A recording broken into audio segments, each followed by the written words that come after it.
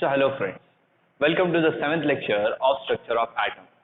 और फ्रेंड्स हम structure of atom में डिस्कस कर रहे थे the quantum mechanical model of atom. हमारे लास्ट लेक्चर में हमने क्वांटम मैकेनिकल मॉडल में देखा the Schrodinger's wave equation and quantum numbers, जिसमें हमने 3 क्वांटम नंबर्स की स्टडी की और जो हमारा 4th क्वांटम नंबर है that is spin quantum number, उसकी स्टडी आज हम इस वीडियो में करेंगे। और फ्रेंड्स साथ ही साथ आज हम ये भी सीखेंगे कि एटम्स की या एलिमेंट्स की जो इलेक्ट्रॉनिक कॉन्फ़िगरेशन है वो कैसे राइट डाउन करते हैं। और इलेक्ट्रॉनिक कॉन्फ़िगरेशन को लिखने के लिए आपको 3 रूल्स पता होने चाहिए। The first rule is Pauli's exclusion principle, then उसके बाद the second rule that is ऑफ-बोर्ड principle and the third rule that is Hund's rule. ये 3 प्रिंसिपल्स या ये 3 रूल आपको पता होने चाहिए, उसी के बाद ही आप किसी भी एलिमेंट की इलेक्ट्रॉनिक कॉन्फ़िगरेशन को राइट डाउन कर सकते हैं। तो आज हम इस वीडियो में स्पिन क्वांटम नंबर सीखेंगे और इन 3 प्रिंसिपल्स को भी सीखेंगे, और उसके बाद हम कुछ एलिमेंट्स की इलेक्ट्रॉनिक कॉन्फ़िगरेशन भी राइट डाउन करेंगे। And friends this is the last video of this lesson. इसके बाद ये लेसन हमारा खत्म हो जाएगा and after that we will start with the MCQ practice. उसके बाद हम क्या करेंगे, इस लेसन के एमसीक्यूज को प्रैक्टिस करेंगे। तो चलो फ्रेंड्स स्टार्ट करते हैं the quantum mechanical model of atom. जैसे कि लास्ट लेक्चर में हमने देखा कि हमें जब पता चला कि इलेक्ट्रॉनिक वेव है तो उसके पहले जितने भी मॉडल्स बने थे वहां पे हमने इलेक्ट्रॉन को एक पार्टिकल कंसीडर किया था, तो वो सब के सारे मॉडल्स फेल हो गए। तो जो नया मॉडल बना वो इस बात पे बना कि इलेक्ट्रॉनिक वेव है और ये एक ऐसी वेव है जिसकी ना तो आप पोजीशन और ना ही मोमेंटम एग्जैक्टली बता सकते। तो इसलिए अभी हमने किस पे बातें करना स्टार्ट की, प्रोबेबिलिटी। यस, जब हम एग्जैक्ट कोई चीज बता नहीं सकते हम बताते हैं उसकी पॉसिबिलिटी कि एग्जैक्टली हमें नहीं पता ये चीज होगी या नहीं, बट चांसेस है 50% हो भी सकती है, 50% नहीं भी हो सकती। जैसे मैंने लास्ट वीडियो में कॉइन का एग्जांपल दिया था कि जब आप एक कॉइन को टॉस करोगे तो एग्जैक्ट क्या रिजल्ट आएगा क्या आपको पता है? नहीं। तो जब एग्जैक्ट क्या रिजल्ट आएगा आपको पता नहीं है, आप किसकी बात करते हो? प्रोबेबिलिटी की, यानी पॉसिबिलिटीज की। कॉइन टॉस करने पर क्या 2 पॉसिबिलिटीज है आपके पास? 50% चांसेस है हेड्स आएगा और 50% ये भी चांसेस है कि टेल्स आएगा। ये जो दोनों चीजें हैं ये इन्हें हम बुलाते हैं पॉसिबिलिटीज यानी प्रोबेबिलिटीज। तो जब हमें किसी चीज के बारे में एग्जैक्टली नहीं पता होता तब हम बात करते हैं उसके प्रोबेबिलिटी की। तो यहां पे भी हमने देखा कि जब हमने इलेक्ट्रॉन की पोजीशन एग्जैक्टली नहीं पता थी तो हमने बातें करना स्टार्ट की कि इलेक्ट्रॉन्स की प्रोबेबल पोजीशन क्या है, यानी कहा इलेक्ट्रॉन मिलने के जो चांसेस है वो सबसे ज्यादा होंगे, उन पोजीशंस को हमने मार्क करना स्टार्ट किया। और वो हमें पोजीशंस किससे मिली थी? स्क्रॉडिंजर्स का जो वेव इक्वेशन था, उस वेव इक्वेशन में जो साई स्क्वायर था, ओके ये वाला सिंबल, ये साई स्क्वायर हमें उन पॉइंट्स के बारे में बताता था। ओके ये उन पॉइंट्स के बारे में बताता था जिन पॉइंट्स पे इलेक्ट्रॉन को फाइंड करने की प्रोबेबिलिटी और इलेक्ट्रॉन को फाइंड करने की पॉसिबिलिटी सबसे मैक्सिमम हो यानी सबसे ज्यादा हो। तो इसकी मदद से हमने बहुत सारे पॉइंट्स बनाए जहां पे इलेक्ट्रॉन को ढूंढने की प्रोबेबिलिटी मैक्सिमम हो सकती है। एग्जैक्टली वही इलेक्ट्रॉन होगा क्या, ऐसा हमने बोला नहीं। साई स्क्वायर आपको 90% श्योरिटी दे देगा कि 90% पॉसिबिलिटी है इलेक्ट्रॉन यहां पे हो सकता है, बाकी 10% का हमें पता नहीं। फिर वाई स्क्वायर के बेसिस पे हमें जितने भी पॉइंट्स मिले उसके हिसाब से हमने अलग अलग ऑर्बिटल्स बनाए। यस, इलेक्ट्रॉनिक वेव है तो साइंटिस्ट ने बोला कि इलेक्ट्रॉनिक वेव है तो वैसे शेल में गोल गोल नहीं घूमेगी, वो अभी एक 3 डायमेंशनल जगह में रहती है जिसे हम ऑर्बिटल्स बुलाते हैं। यस, और ऑर्बिटल्स के पास क्या क्या हो सकता है, उनकी अलग अलग साइज होती है, उनके अलग अलग शेप होते हैं और उनकी अलग अलग ओरिएंटेशंस होती है, यानी वो एक्स वाई जेड तीनों एक्सिस में कहीं भी हो सकते हैं। तो हमारे पास 3 क्वांटम नंबर्स हैं जो स्क्रॉडिंजर्स वेव इक्वेशन के सॉल्यूशन थे। The first one was principal quantum number n, जो हमें ऑर्बिटल के साइज के बारे में बताता था एज वेल एज उसकी एनर्जी के बारे में बताता था। ये एक्चुअल में, बट थ्योरी के लिए क्या समझोगे कि ये हमें शेल के बारे में बताता है। यस, मैंने लास्ट लेक्चर में बताया था 2 थ्योरीज को यहाँ पैरेलल लेके चलना है। एक वो अपनी पुरानी शेल वाली थ्योरी जहां इलेक्ट्रॉन शेल में रिवॉल्व करता है, उसे भूलना नहीं है, उसे साथ में रखता है। मालूम है वो थ्योरी गलत है, बट क्यों साथ में रखना है? ताकि ये जो ऑर्बिटल वाले थ्योरी है ये सचमुच इतनी जल्दी समझ में नहीं आती, इसलिए स्टूडेंट्स के लिए वो भी थ्योरी जनरली सारे प्रोफेसर सिखाते हैं कि वो शेल वाली थ्योरी को भूलना नहीं है, वो भी याद रखनी। इलेक्ट्रॉन शेल में घूमता है, शेल के अंदर सबशेल्स होते हैं, सबशेल्स के अंदर ऑर्बिटल्स होते हैं और उन ऑर्बिटल्स में इलेक्ट्रॉन होता है। शेल के बारे में प्रिंसिपल क्वांटम नंबर बताता है, सब शेल्स के बारे में एल यानी एजिमुथल क्वांटम नंबर बताता है, और जो तीसरा क्वांटम नंबर है m that is magnetic quantum number, वो बताता है कि किसी सब शेल में कितने नंबर ऑफ ऑर्बिटल्स होंगे, कितने नंबर ऑफ ऑर्बिटल्स होंगे किसी सब शेल। बट ये तीनों एक्चुअल में क्या बताते हैं? प्रिंसिपल क्वांटम नंबर ऑर्बिटल की साइज बताता है कि साइज कितना बड़ा है या कितना छोटा है। देन एजिमुथल क्वांटम नंबर उसका शेप बताता है, जैसे एस हुआ तो स्पेरिकल, टी के लिए डम्बल, डी के लिए डबल डम्बल, और एफ के लिए कॉम्प्लिकेटेड शेप है जो आपको 11-12 में स्टडी नहीं करना, वो आप हायर स्टैंडर्ड्स में स्टडी करोगे। और उसके बाद और दो ऑर्बिटल्स हमने देखे जी और एच, उनकी हम स्टडी क्यों नहीं करते? उनकी स्टडी इसलिए नहीं करते बिकॉज अब तक कोई ऐसा एलिमेंट ही नहीं डिस्कवर हुआ है जिसके इलेक्ट्रॉन जी या एच ऑर्बिटल्स में जाए, बट ऐसे ऑर्बिटल्स है। देन उसके बाद हमने तीनों क्वांटम नंबर सीख लिए, और अभी हम किसके बारे में हमें बात करनी है? स्पिन क्वांटम नंबर के बारे में। नाउ स्पिन क्वांटम नंबर से पहले यहां हमें कुछ इंपॉर्टेंट बातें हैं कि इलेक्ट्रॉन सब जगह तो नहीं मिल सकता। यस, कुछ ऐसी भी जगह है जहां इलेक्ट्रॉन को ढूंढने की जो पॉसिबिलिटी है वो एग्जैक्टली जीरो होगी। यस, तो जब हमने साई स्क्वायर की वैल्यू निकाली तो साई स्क्वायर की वैल्यू कुछ जगहों पे जीरो मिलने लगी, यानी कि इलेक्ट्रॉन इस पॉइंट पे तो हो ही नहीं सकता, कितना भी ट्राई कर लो इलेक्ट्रॉन यहाँ पे आपको मिलेगा ही नहीं। तो ऐसे जो पॉइंट्स थे जहां पे इलेक्ट्रॉन को ढूंढने की जो प्रोबेबल डेंसिटी थी, अब प्रोबेबल डेंसिटी यानी ऐसे पॉइंट्स जहां पे इलेक्ट्रॉन को ढूंढने की जो पॉसिबिलिटी हो उसकी बात कर रहे हैं, दैट इज प्रोबेबल डेंसिटी। तो ऐसे पॉइंट्स हमें मिलने लगे जहां पे इलेक्ट्रॉन हो ही नहीं सकते। ओके, वहां इलेक्ट्रॉन को फाइंड करने की जो पॉसिबिलिटी है वो एग्जैक्टली किसके इक्वल है? जीरो के। तो ऐसे पॉइंट्स को हमने बुलाया नोड्स। ऐसे पॉइंट्स को हमने क्या बुलाया? नोड्स। या इनका एक नाम है that is nodal planes. Nodal planes क्या होते हैं? तो नोडल प्लेन्स जस्ट वो पॉइंट्स हैं, जस्ट वो पॉइंट्स हैं या जस्ट वो प्लेन्स है जहां पे the probability of finding electron, the probability of finding electron is zero, is the probability of finding electron is minimum भी कहीं कहीं लिखा जाता है बट मैं जीरो ही लिखूंगा। ओके, जहां पे इलेक्ट्रॉन आपको मिल ही नहीं सकता या इलेक्ट्रॉन को ढूंढने की जो प्रोबेबिलिटी है वो काफी मिनिमम, और जब भी मिनिमम के बारे में बात करते हैं ना तो सबसे मिनिमम वैल्यू क्या होगी? जीरो। यस, तो ऐसी भी कुछ जगह हमें मिलने लगी जहां पे इलेक्ट्रॉन नहीं मिल सकता। ओके, उसका कोई चांस ही नहीं इलेक्ट्रॉन वहां पे हो सकता है। तो वैसे पॉइंट्स को हमने क्या बुलाया? नोड्स। और कई बार वैसे प्लेन भी मिलने लगा। प्लेन आपको पता है ना, जैसे कि ये बोर्ड का प्लेन है। यस, तो सपोज ये हमारा एक नोडल प्लेन है, तो इस प्लेन में आपको कुछ भी कर लो इलेक्ट्रॉन यहाँ पे मिलेगा ही नहीं। यस, इलेक्ट्रॉन इस प्लेन के आगे हो सकता है या पीछे हो सकता है, इस प्लेन में इलेक्ट्रॉन नहीं होगा। तो ये प्लेन कैसा हो गया? Nodal plane. नाउ नोड्स और नोडल प्लेन्स पे हमारे पास कई सारे टाइप्स हैं, कई सारे नहीं, एक्चुअली दो ही टाइप्स है। सबसे पहला है radial node. Radial nodes. Now radial nodes असल में वो पॉइंट्स होते हैं। रेडियल नोड्स असल में क्या है? They are the points where the probability of finding electron is zero. Radial nodes क्या है? वो जस्ट पॉइंट है जहां पे आपको इलेक्ट्रॉन के मिलने की जो प्रोबेबिलिटी है वो एग्जैक्टली जीरो हो जाएगी। ओके, और जो दूसरे टाइप के हैं वो है एंगुलर नोड्स। एंगुलर नोड्स ना, एंगुलर नोड्स असल में वो प्लेन्स हैं, तो ये पॉइंट नहीं है, ये पूरा का पूरा एक प्लेन है। प्लेन आपने मैथ्स में सीखा होगा। यस, इसे हम एक बोर्ड का प्लेन बुलाते हैं, या हम जनरल में एक बुक का प्लेन बात कर सकते थे। ये क्या हो गया? इस बुक का प्लेन हो गया।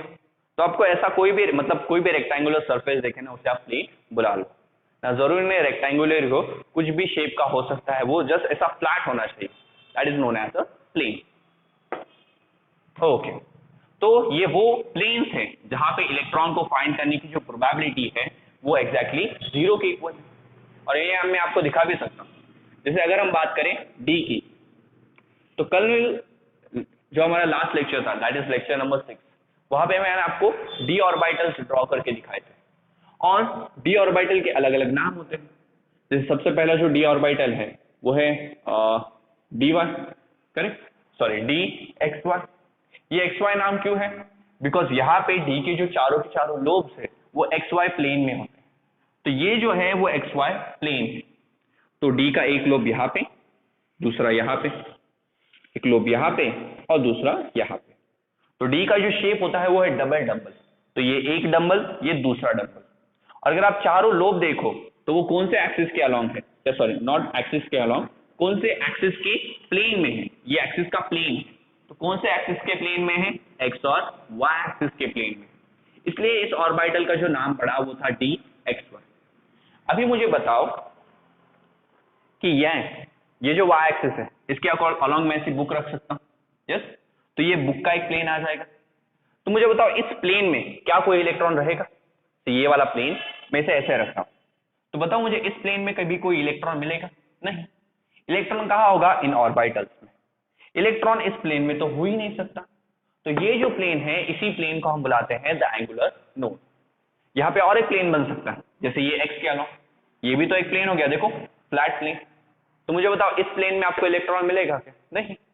इलेक्ट्रॉन जस्ट इन चारों ऑर्बिटल्स में हो सकता है, वो इस प्लेन में तो आपको मिलेगा ही नहीं। तो ये भी क्या हो गया, the angular node, that is जिसे हम एंगुलर प्लेन भी बुला सकते हैं, ओके। जहां पे इलेक्ट्रॉन को फाइंड करने की जो पॉसिबिलिटी है वो एग्जैक्टली 0 है। नाउ क्वेश्चन ये पूछा जाता है, क्वेश्चन क्या पूछा जाता है, सर आप सिखा रहे हो बट ये इंपॉर्टेंट है या नहीं। तो इंपॉर्टेंट है बिकॉज कॉम्पिटिटिव एग्जाम में इस पे क्वेश्चन पूछा जाता है, ओके। और अगर आप देखोगे जनरली ये बातें कोई आपको एक्सप्लेन नहीं करेगा कि इन्हें फाइंड कैसे किया जाता है। कैसे पता चलेगा कि अगर मैं s ऑर्बिटल की बात करूं, p ऑर्बिटल की बात करूं, d की बात करूं, तो किसमें कितने रेडियल नोड्स हैं और किसमें कितने एंगुलर नोड्स हैं, ये आपको कैसे पता चलेगा। तो सिंपल है, एंगुलर नोड्स डिपेंड करते हैं l पे। एंगुलर नोड्स किस पे डिपेंड करते हैं, l पे। उस ऑर्बिटल के लिए l की जो वैल्यू होगी उतने ही उसके पास एंगुलर नोड्स। जैसे मुझे बताओ d के लिए, d ऑर्बिटल है नहीं, d के लिए l की वैल्यू कितनी होती है, तो d के लिए l की वैल्यू 2 होती है। तो एंगुलर नोड्स कितने मिले आपको, यहाँ पे 2 ही तो मिले। मैंने 2 ही प्लेन्स आपको दिखाए, एक y वाला और एक x वाला प्लेन। सही, मैंने यहाँ पे 2 ही प्लेन्स आपको दिखाए ना, ये एक प्लेन और ये दूसरा प्लेन। और कोई प्लेन है क्या यहाँ पे जहाँ इलेक्ट्रॉन नहीं मिल सकता, नहीं। सो यहाँ पे ऐसे 2 ही प्लेन बने। सो एंगुलर नोड्स किस पे डिपेंड करता है, l पे। तो मुझे बताओ रेडियल नोड्स किस पे डिपेंड करेंगे। रेडियल नोड्स डिपेंड करते हैं n-1 माइनस l पे। ये रेडियल नोड्स का फॉर्मूला है। और याद रखो रेडियल नोड्स पॉइंट्स है, वैसे एक पॉइंट है, वो कोई प्लेन नहीं है। तो ये फॉर्मूला आप रेडियल नोड्स के लिए यूज करोगे, जहां n आपका प्रिंसिपल क्वांटम नंबर है यानी शेल नंबर। हाँ, कभी कभी वो शेल भी दे देंगे, जैसे 3D में कितने रेडियल नोड्स हैं, 4D में कितने रेडियल नोड्स हैं, यस।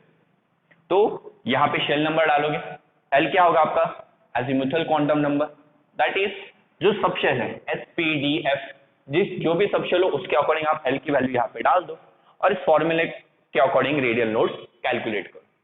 तो कभी कभी क्वेश्चन रेडियल नोड्स पे पूछा जाता है, कभी क्वेश्चन पूछा जाता है फाइंड द एंगुलर नोड्स, और कभी क्वेश्चन पूछा जाता है find the total nodes, find the total nodes. तो मुझे बताओ आप टोटल नोड्स कैसे निकालोगे। सिंपल है सर, सी नोड्स 2 ही टाइप के, एक रेडियल नोड्स और एक एंगुलर नोड्स। तो किसी एक सबशेल में या किसी एक शेल में कितने नोड्स हैं, किसी एक शेल में या किसी एक सबशेल में कितने नोड्स हैं, ये अगर आपको पता लगाना बोलो तो कैसे निकालोगे। सिंपल है, जितने भी नोड्स हैं उन्हें ऐड कर लो। यहाँ पे 2 ही टाइप के नोड्स है, रेडियल नोड्स और एंगुलर नोड्स। तो जस्ट इन दोनों को ऐड करो, आपको टोटल नंबर ऑफ नोड्स मिल जाएंगे। तो रेडियल नोड्स का फॉर्मूला क्या है, n-1, ये ब्रैकेट ओपन कर देता हूं, ये -l हो जाएगा। तो ये गए रेडियल नोड्स का फॉर्मूला, प्लस एंगुलर नोड्स किसके इक्वल होते हैं, l के इक्वल, तो हो गया +l, यस।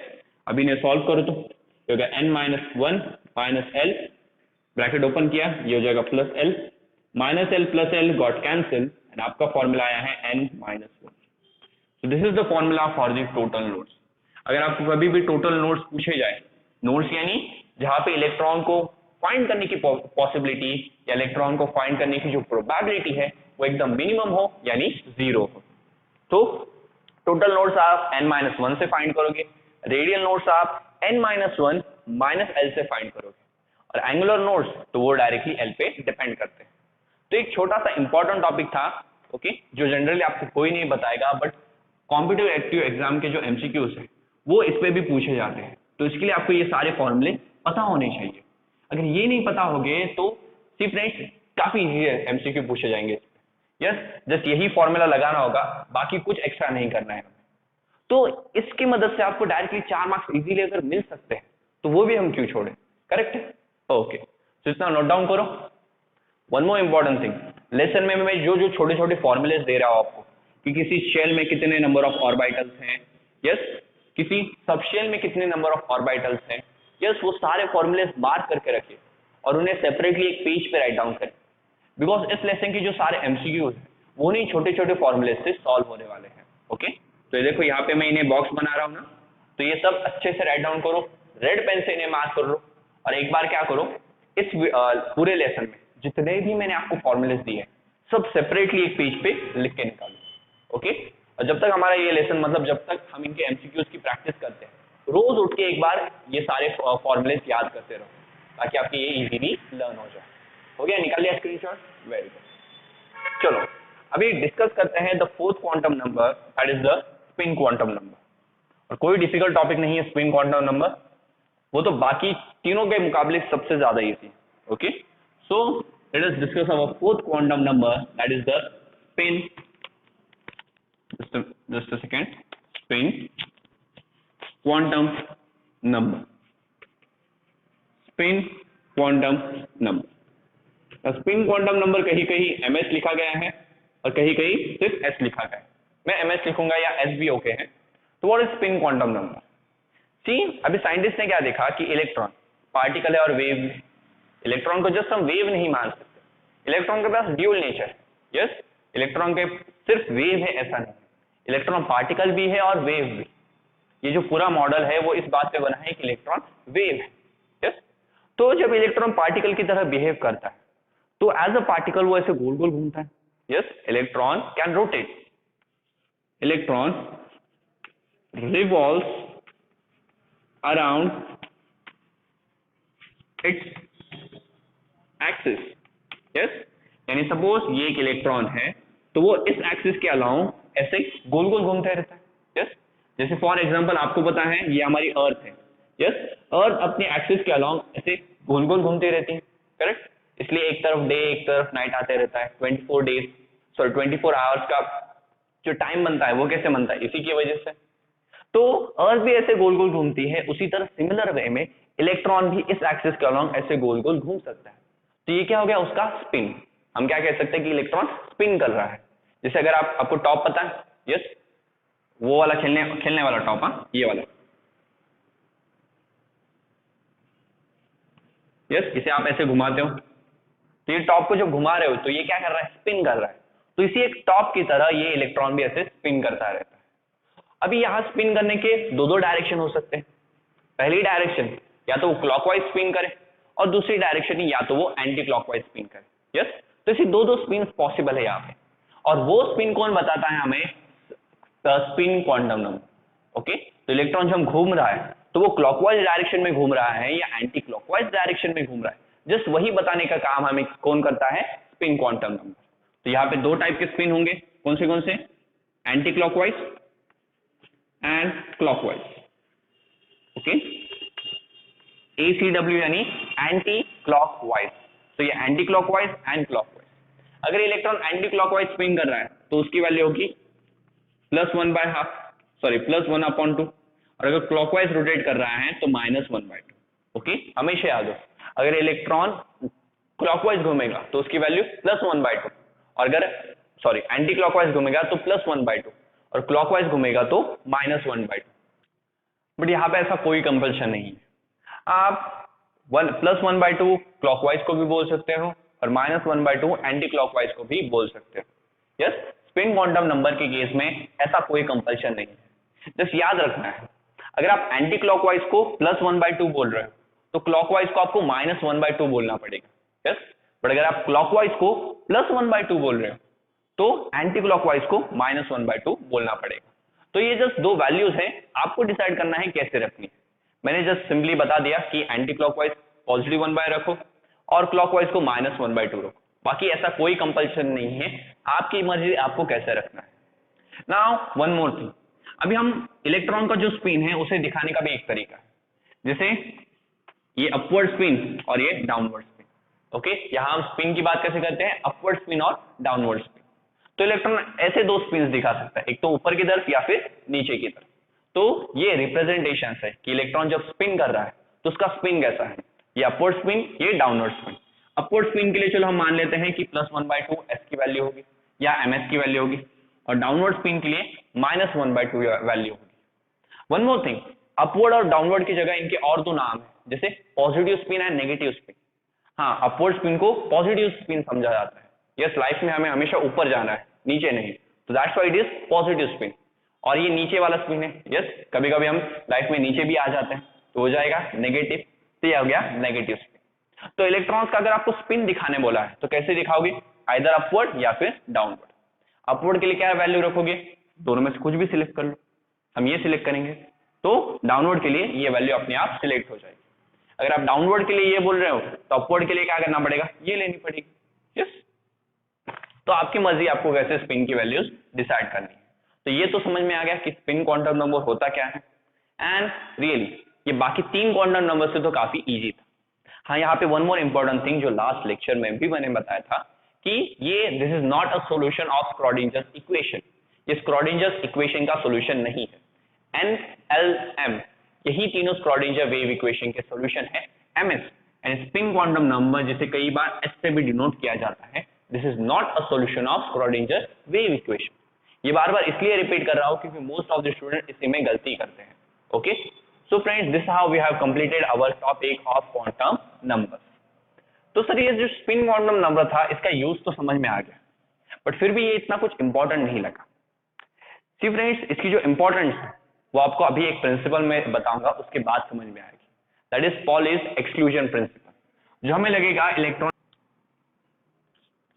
तो अभी हम डिस्कस करेंगे पॉलिश एक्सक्लूजन प्रिंसिपल, और वहां पे आपको इंपॉर्टेंस पता चलेगा स्पिन क्वांटम नंबर का, एज वेल एज वहां पे आपको एक नई बात पता चलेगी जो स्ट्रक्चर ऑफ एटम के लिए काफी इंपॉर्टेंट है। वो ये कि हमने ये तो सीख लिया कि किसी, ये जो हमारा ऑर्बिटल है, यस, ऑर्बिटल को हम ऐसे ड्रॉ करते हैं, मालूम है, स्पेरिकल, डम्बल, डबल डम्बल, ये शेप होते हैं ऑर्बिटल्स के, बट हमेशा तो वो यूज नहीं कर सकते। तो जनरल में अगर आपको ऑर्बिटल दिखाना है तो आप इस तरह से दिखा सकते हो। अभी क्वेश्चन आता है कि इस ऑर्बिटल में कितने इलेक्ट्रॉन बैठेंगे, एक इलेक्ट्रॉन आएगा, दो इलेक्ट्रॉन आ सकते हैं, या तीन इलेक्ट्रॉन रह सकते हैं।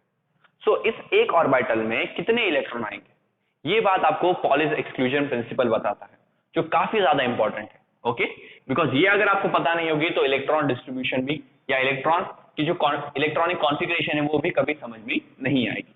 तो हेडिंग पुट कीजिए, polish exclusion principle, polish exclusion principle. अब पहले पॉलिश एक्सक्लूजन प्रिंसिपल की हम स्टेटमेंट राइट डाउन करेंगे कि no two electrons will have all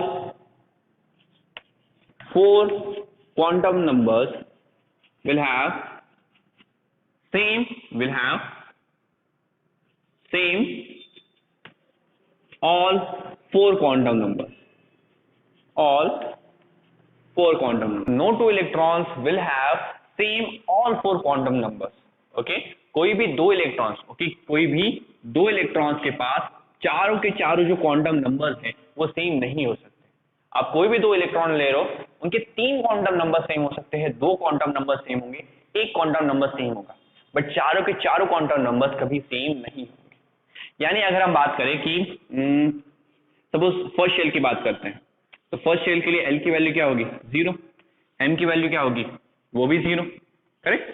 yes, अगर एल की वैल्यू 0 है यानी एस, तो यहाँ पे 1s, और एम की वैल्यू 0 है यानी कि यहाँ पे एक ही ऑर्बिटल होगा, करेक्ट।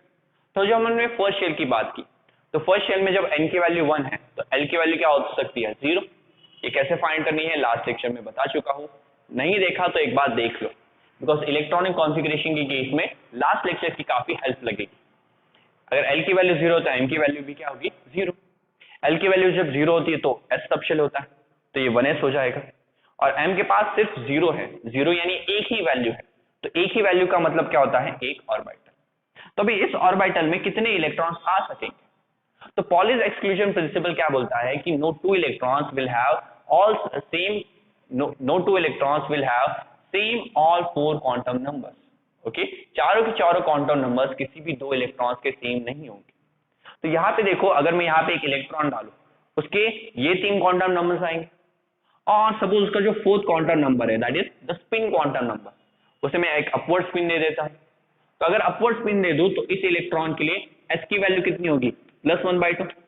हाँ, इसे हम अपवर्ड स्पिन को पॉजिटिव स्पिन बुलाते हैं। तो पॉजिटिव स्पिन के लिए वैल्यू भी मैं पॉजिटिव ही ले रहा हूं। आप इस तरह से भी याद कर सकते हो, पॉजिटिव के लिए +1/2, नेगेटिव स्पिन के लिए -1/2। ओके, तो क्योंकि इसका पॉजिटिव स्पिन है मैं इसे +1/2 वैल्यू दूंगा। तो इस क्वांटम नंबर के जो इस इलेक्ट्रॉन की जो चार क्वांटम नंबर्स की वैल्यू है वो क्या है? 1 0 0 +1/2। अभी क्या इसी ऑर्बिटल में मैं दूसरा इलेक्ट्रॉन डाल सकता हूं? ऑफ कोर्स डाल सकता हूं।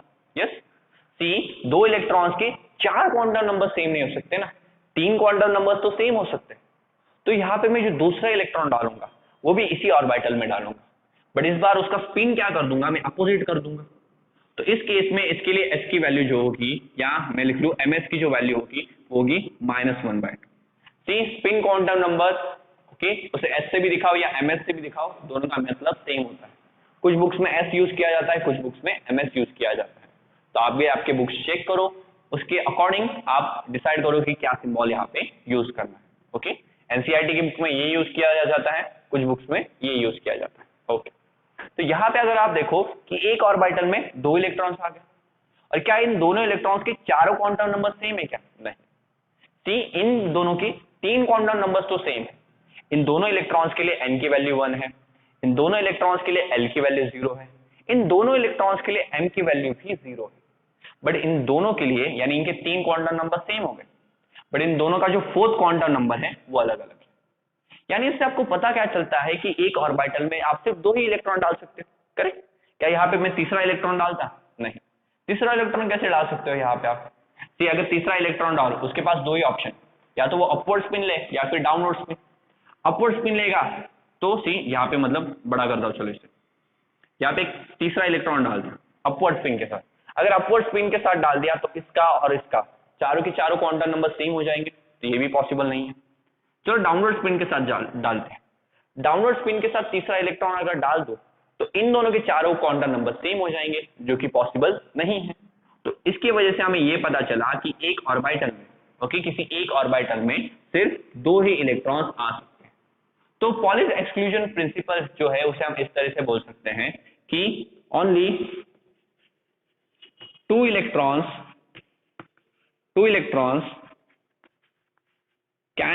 only two electrons can be present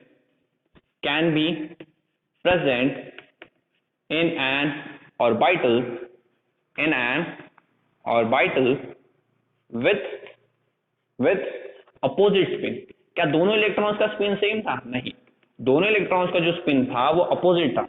एक अपवर्ड स्पिन के साथ था तो दूसरा डाउनवर्ड स्पिन के साथ, यानी एक पॉजिटिव स्पिन के साथ तो दूसरा नेगेटिव स्पिन के साथ। तो किसी एक ऑर्बिटल में सिर्फ और सिर्फ दो इलेक्ट्रॉन्स आ सकते हैं, बट वो दो इलेक्ट्रॉन्स कैसे होने चाहिए कि उनका जो स्पिन हो वो अपोजिट हो। तो ये था पॉलिस एक्सक्लूजन प्रिंसिपल, और इससे आपको समझ में आ गया होगा कि ये जो स्पिन क्वांटम नंबर है इसका इंपॉर्टेंस क्या है। यस, बिकॉज अगर स्पिन क्वांटम नंबर नहीं होता तो आप ये भी कभी बता नहीं पाते कि यहाँ पे कितने इलेक्ट्रॉन्स आएंगे। यस, लास्ट का जो पूरा खेल है वो इसी स्पिन क्वांटम नंबर पे डिपेंड करता है कि एक इलेक्ट्रॉन आएंगे, दो इलेक्ट्रॉन आएंगे या तीन इलेक्ट्रॉन आएंगे। तो पता चल गया सिर्फ दो ही इलेक्ट्रॉन यहाँ पे आ सकते हैं। Okay, now Pauli's exclusion principle पे कुछ क्वेश्चंस है, वो क्वेश्चंस भी हम प्रैक्टिस कर लेते हैं। तो इतना राइट डाउन कीजिए, टेक अ स्क्रीनशॉट। निकाल लिया? Okay, so Pauli's exclusion principle क्या बोलता है कि no two electrons will have all the same four quantum numbers. जैसे और एक तरीके से बोलो कि in an orbital can occupy only two electrons with opposite spin, and orbital can occupy just two electrons with opposite spin। इससे ये भी समझ में आ गया जो 1s शेल है, ओके, जो 1s शेल है उसमें कितने इलेक्ट्रॉन्स आते हैं? उसमें सिर्फ दो ही इलेक्ट्रॉन्स आते हैं। ओके, ना अगर मैं आपसे पूछूं कि number of electrons in n is equals to 2 shell, n is equals to 2 यानी हम सेकेंड शेल की बात कर रहे हैं। तो मुझे बताओ सेकेंड शेल में कितने इलेक्ट्रॉन होंगे? सिंपल है, क्या करो टेबल बनाओ, n l m और यहाँ पे ऑर्बिटल्स। यस, l की वैल्यू कैसे डिसाइड होती है? तो l की वैल्यू जाती है 0 से n-1 तक, m की वैल्यू, तो m की वैल्यू जाती है -l से +l तक, करेक्ट। तो इससे आप m और l की वैल्यू तो कैलकुलेट कर सकते हो। तो यहाँ पे मैं बॉक्स बना देती हूँ, n l m, ओके। ये दोनों फॉर्मूलाज आपको याद ही रखने, बिकॉज देखो m की वैल्यू डिपेंड करेगी l पे और l की वैल्यू डिपेंड करेगी n पे। तो ये दोनों फॉर्मूलाज आपको कभी भूलने नहीं है, इस लेसन में तो कभी नहीं भूलने, ओके। तो हमें क्या करना है, जो हमारा सेकेंड शेल है जिसके लिए n की वैल्यू 2 है, उस सेकेंड शेल में कितने नंबर ऑफ इलेक्ट्रॉन्स है ये फाइंड करना है। इसके बाद हम थर्ड शेल के लिए फाइंड करेंगे, और यहाँ पे आपको एक इंटरेस्टिंग फॉर्मूला भी मिलेगा जो आपको ये बताएगा कि किसी शेल में कितने नंबर ऑफ इलेक्ट्रॉन्स, किसी शेल में कितने नंबर ऑफ इलेक्ट्रॉन्स है, उसका मैं आपको एक जनरल फॉर्मूला दे दूंगा। तो अगर n की वैल्यू 2 है, l की वैल्यू क्या हो सकती है, n-1, दैट इज 2 - 1 1, तो 0 से जाना है 1 तक, तो l की वैल्यू होगी 0 और 1। 0 है यानी कि s सबशेल होगा, 1 है यानी कि p सबशेल होगा। तो यहाँ पे 2 सबशेल। अगर l की वैल्यू 0 है तो m की वैल्यू भी क्या होगी 0, और अगर l की वैल्यू 1 है तो m की वैल्यू क्या होगी -1 से +1 तक, तो -1 0 एंड +1। तो यहाँ m की जस्ट एक ही वैल्यू है, यानी एक ही ऑर्बिटल होगा, दैट इज 2s, एक ही ऑर्बिटल। और दूसरा जो सबशेल है वो क्या है 2p। अभी यहाँ पे m की 3 वैल्यूज है, तो 3 वैल्यूज की वजह से कितने ऑर्बिटल्स होंगे, 3 ऑर्बिटल होंगे, ये -1 वाला, ये 0 वाला और ये +1 वाला। जैसे हम क्या बुलाते हैं, this is px, py, pz, correct. m actual में क्या बताता है, ऑर्बिटल्स की ओरिएंटेशन। तो ये वाला ऑर्बिटल x एक्सिस के अलोंग, ये वाला z एक्सिस के अलोंग, सॉरी ये वाला y एक्सिस के अलोंग, और ये वाला जो p ऑर्बिटल है वो z एक्सिस के अलोंग। अगर ये बातें नहीं समझी होगी तो लास्ट लेक्चर देख लो, मैंने उसमें अच्छी तरह से एक्सप्लेन किया है। नाउ पॉलिश एक्सक्लूजन प्रिंसिपल के अकॉर्डिंग कि किसी एक ऑर्बिटल में सिर्फ 2 ही इलेक्ट्रॉन आ सकते हैं, वो भी अपोजिट स्पिन के साथ। तो यहाँ पे मैं एक इलेक्ट्रॉन डाल देता हूँ ऐसा और दूसरा इलेक्ट्रॉन ऐसा, करेक्ट। अभी चेक कर लो, इनके जो 3 क्वांटम नंबर है वो सेम है, और जो 4th क्वांटम नंबर है that is spin quantum number वो अलग अलग है। यस, यहाँ के लिए इसके लिए n की वैल्यू 2 है, इसके लिए l की वैल्यू 0 है, इसके लिए m की वैल्यू 0 है। तो इन दोनों के लिए ये तीनों वैल्यू सेम है, बट यहाँ पे s की वैल्यू दोनों की अलग होगी। ये पॉजिटिव स्पिन के साथ है तो इसकी +1/2 होगी, ये नेगेटिव स्पिन के साथ है तो इसकी -1/2 होगी, करेक्ट। देन यहाँ पे कितने इलेक्ट्रॉन बैठेंगे, तो एक ऑर्बिटल में 3 इलेक्ट्रॉन। यहाँ पे हमारे जो इलेक्ट्रॉन्स बैठेंगे वो कुछ इस तरह होंगे, तो क्योंकि 3 इलेक्ट्रॉन थे, सॉरी 3 ऑर्बिटल थे और हर एक ऑर्बिटल में 2 इलेक्ट्रॉन बैठ सकते थे, तो यहाँ पे टोटल कितने इलेक्ट्रॉन्स हो गए 6 इलेक्ट्रॉन, और ऊपर कितने इलेक्ट्रॉन हो गए 2 इलेक्ट्रॉन। तो सेकेंड शेल में टोटल 2 + 6 दैट इज 8 इलेक्ट्रॉन आते हैं। ओके, आप क्या राइट डाउन करोगे, यहाँ पे जो हमारा सेकेंड शेल है, तो सेकेंड शेल में टोटल नंबर ऑफ जो इलेक्ट्रॉन है वो कितने हैं 8 है, करेक्ट। उसी तरह अगर मैं आपसे पूछूं थर्ड शेल में कितने इलेक्ट्रॉन, तो वो भी फाइंड कर लेते हैं, सिंपल है। यस, इतना नोट डाउन कीजिए, स्क्रीनशॉट निकाल लीजिए, क्विकली टेक अ स्क्रीनशॉट, हो गया। ओके, अभी किसकी बात करनी है कि जब n की वैल्यू 3 है, यानी थर्ड शेल में हमें नंबर ऑफ इलेक्ट्रॉन्स फाइंड करने हैं। ना क्यों फाइंड कर रहा हूं ये भी मैंने आपको बता दिया है कि इसके बाद मैं आपको नंबर ऑफ इलेक्ट्रॉन्स के लिए एक फॉर्मूला देने वाला, उसके लिए हम ये सारी चीजें कर रहे हैं। ओके सर, सिंपली फॉर्मूला दे दो ना, इतना कैलकुलेट करने में बहुत हार्ड जा रहा है। यस, ओके, तो कैलकुलेट करते रहो, आपकी भी प्रैक्टिस होती रहेगी। तो वीडियो को पॉज करो और ये वाला तो खुद से ट्राई करो कि थर्ड शेल में कितने नंबर ऑफ इलेक्ट्रॉन्स है, तो ये खुद से ट्राई करो। ओके, तो मैं स्टार्ट कर रहा हूं, आप वीडियो को पॉज करके कीजिए। n की वैल्यू 3 है तो l की वैल्यू कहां से कहां तक जाएगी, 0 से n-1 तक, 3 - 1 2, तो 0 से 2 तक जाना है। तो क्या 0 1 2, 0 है यानी कि s होगा, 1 है तो p होगा, और 2 है यानी कि d सबशेल होगा। तो यहाँ पे 3 सबशेल्स है, कौन से 3s 3p 3d। ओके, अभी s में कितने ऑर्बिटल्स है वो m बताएगा, l की वैल्यू 0, m की वैल्यू भी 0, l की वैल्यू 1, m की वैल्यू -1 से +1 तक, तो m की 3 वैल्यूज यानी 3 ऑर्बिटल्स। देन एल की वैल्यू अगर 2 है तो एम की वैल्यू -2 से +2 तक, सो -2 -1 0 +1 एंड +2। तो यहाँ m की 5 वैल्यूज है, यानी 5 ऑर्बिटल। तो यहाँ पे पहला ऑर्बिटल आएगा 3s, उसमें एक ही ऑर्बिटल। दूसरा सबशेल 3p जिसमें 3 ऑर्बिटल। तीसरा सबशेल 3d जिसमें कितने ऑर्बिटल्स, जिसमें टोटल होंगे 5 ऑर्बिटल्स, 1 2 3 4 और ये 5। अभी बताओ इसमें कितने इलेक्ट्रॉन्स आएंगे। तो हर एक ऑर्बिटल में 2 इलेक्ट्रॉन्स आ सकते हैं, पॉलिस एक्सक्लूजन प्रिंसिपल। तो यहाँ पे 2, यहाँ 1 2 3 4 5 6, यहाँ पे 1 2 3 4 5 6 7 8 9 10। ओके, तो टोटल 10 इलेक्ट्रॉन्स हो गए यहाँ पे। तो क्योंकि 5 ऑर्बिटल थे, हर एक ऑर्बिटल में 2 इलेक्ट्रॉन्स आ सकते थे, तो 10 हो गए। यहाँ 3 ऑर्बिटल्स थे, हर एक में 2 इलेक्ट्रॉन आते हैं, तो टोटल 6 और यहाँ पे 2। तो बताओ टोटल कितना हुआ, 2 + 6 8, 8 + 10 18। सो हमारा जो थर्ड शेल था, इन द थर्ड शेल तो total number of electrons is 18। तो यहाँ पे कुछ आपको पैटर्न नजर आ रहा है, 2 8 18, यस, कुछ पैटर्न नजर आ रहा है। सी और एक बात देखो, यहाँ पे जितने नंबर ऑफ ऑर्बिटल्स हैं उसके डबल इलेक्ट्रॉन, करेक्ट। हर एक ऑर्बिटल में अगर 2 ही इलेक्ट्रॉन बैठ सकते हैं, तो जितने ऑर्बिटल्स होंगे उसके डबल इलेक्ट्रॉन होंगे। जैसे थर्ड शेल में कितने ऑर्बिटल्स है, ऑर्बिटल्स, ये एक ऑर्बिटल 2 3 4 5 6 7 8 9, तो यहाँ पे टोटल 9 ऑर्बिटल्स थे, तो 9 का डबल कितना हुआ 18। तो जितने नंबर ऑफ ऑर्बिटल्स है उनका डबल नंबर ऑफ इलेक्ट्रॉन्स होते हैं। और लास्ट लेक्चर में मैंने आपको एक फॉर्मूला दिया था कि नंबर ऑफ ऑर्बिटल्स, याद होगा सबको, number of orbitals in a shell, कि किसी एक शेल में कितने नंबर ऑफ ऑर्बिटल्स होते हैं। तो उसका सीधा सा फॉर्मूला है n²। यस, पहले शेल में एक ही ऑर्बिटल होता है तो 1 का स्क्वायर 1। दूसरे शेल में दो और कितने ऑर्बिटल्स होते हैं, 4 ऑर्बिटल्स होते हैं, तो 2 का स्क्वायर 4। थर्ड शेल में 3 का स्क्वायर 9, तो टोटल कितने ऑर्बिटल्स आए, 9 ऑर्बिटल्स।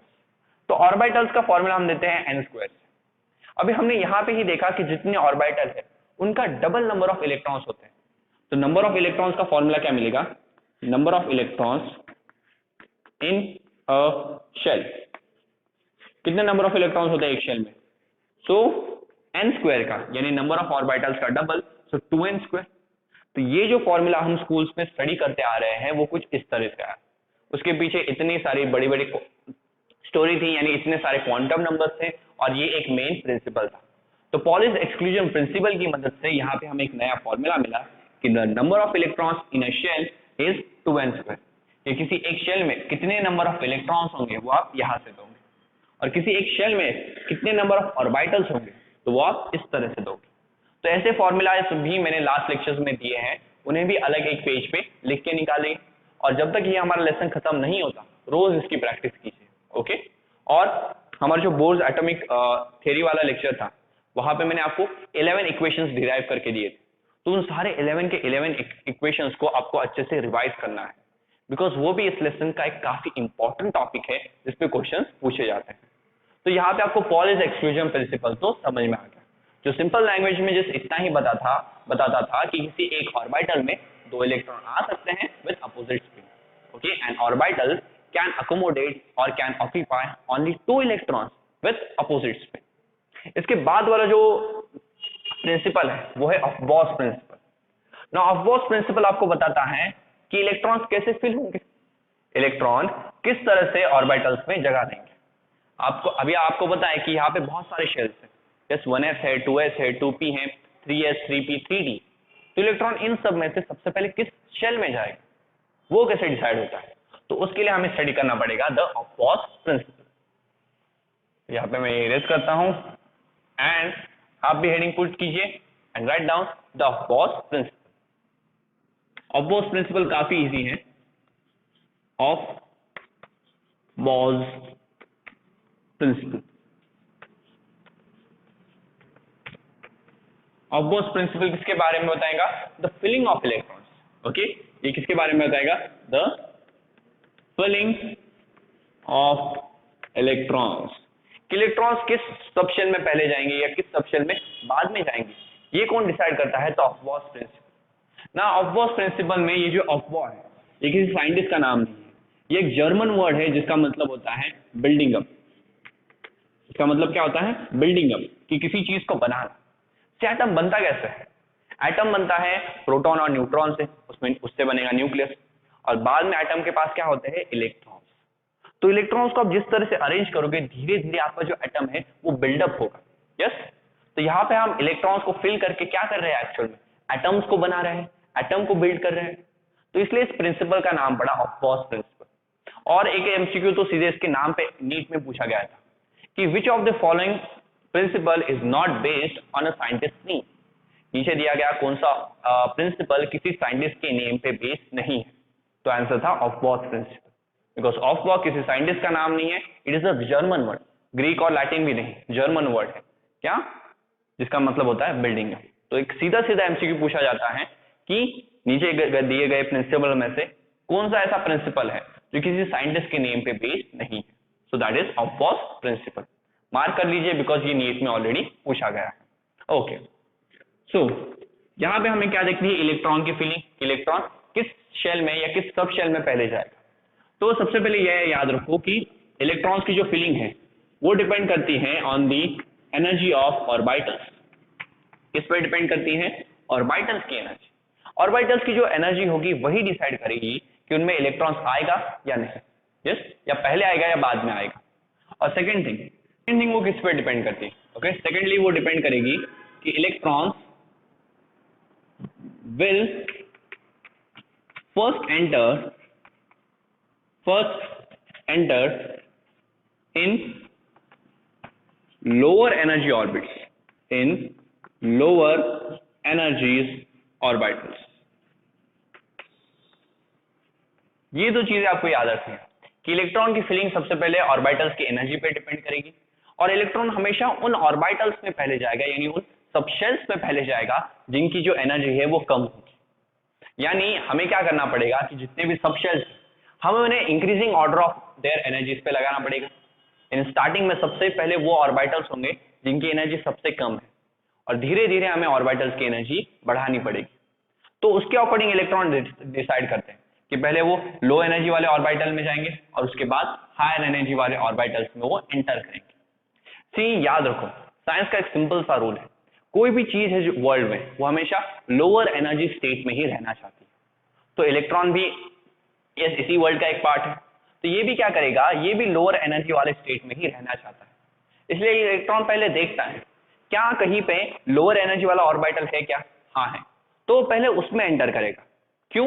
बिकॉज जब आप लो एनर्जी वाले स्टेट में होते हो तब आप स्टेबल होते हैं।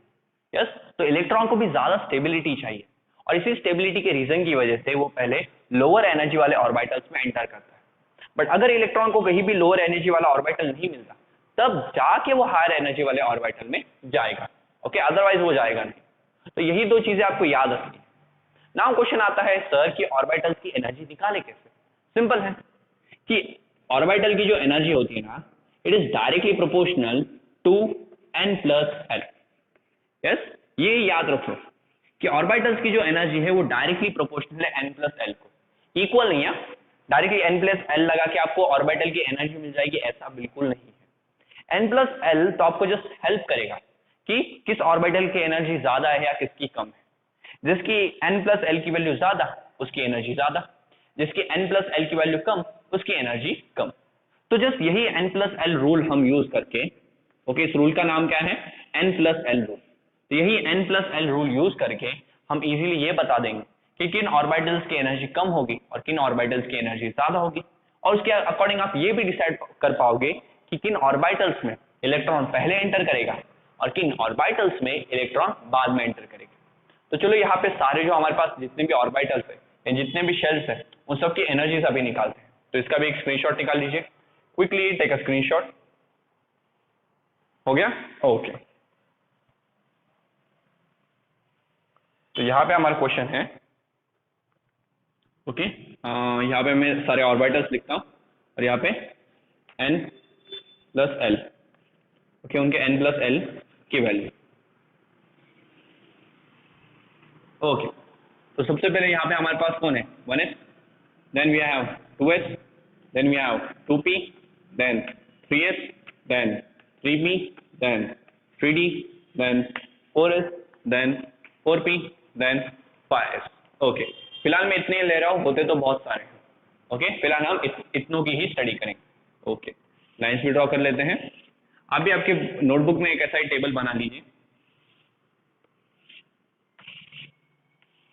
Okay okay, let's start.